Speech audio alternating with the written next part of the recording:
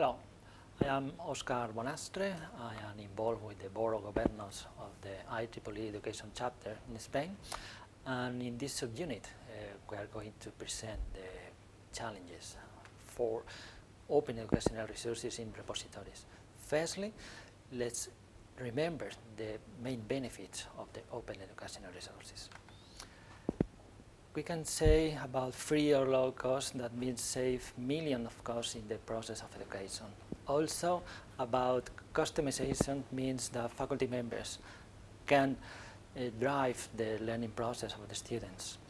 And then the other two means the student driven and lifelong learning, means that the students can use at the beginning or after the contents of any content every time they want. Now, let's begin with the key challenges for open educational resources in repositories. To begin with, permanence.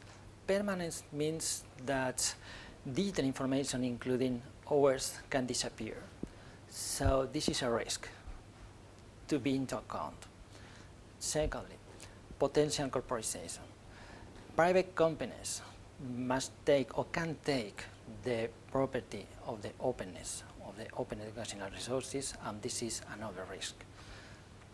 Thirdly, this is really, really important, intellectual property.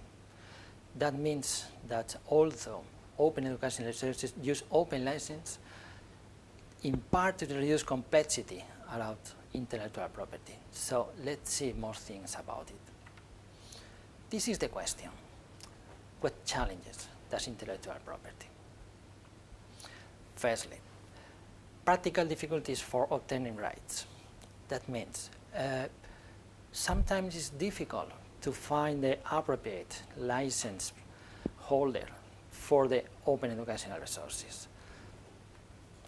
Then, or next, the issue of unintended incompatibility.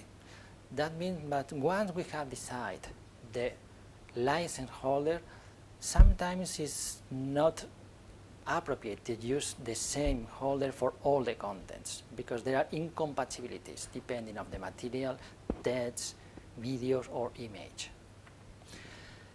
Next, low awareness about producers.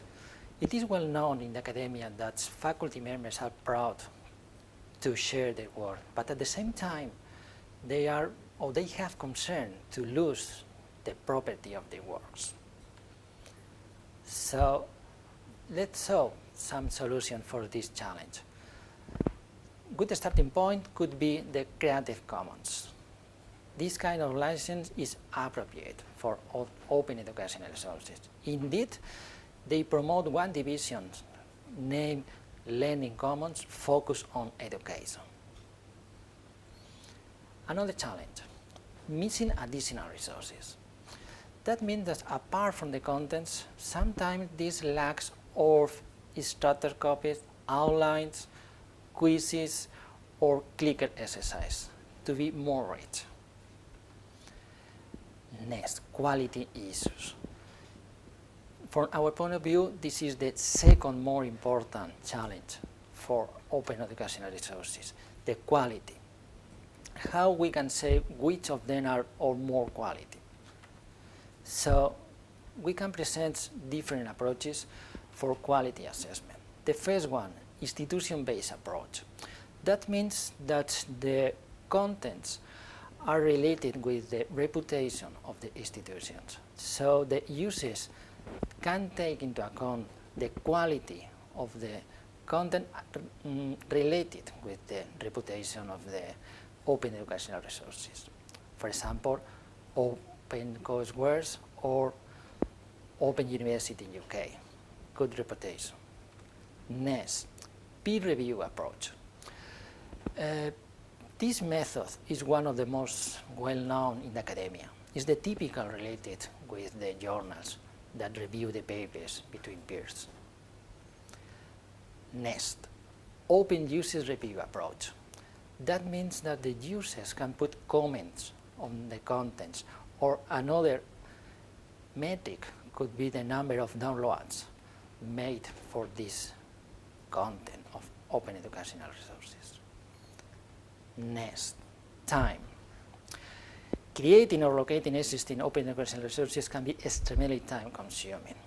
So, for that reasons, the faculty members need support from the institutions to be well prepared for this. Conclusions. When we have presented the challenges for open educational resources in repositories, we can see that there are more open issues. To conclude, we can say two.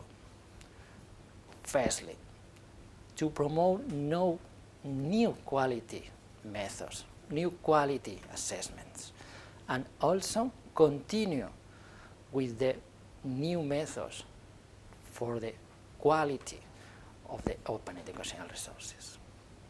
For further details, we have this reference recommended, and hope this subunit has shown the main challenges for open educational resources in repositories. Thank you.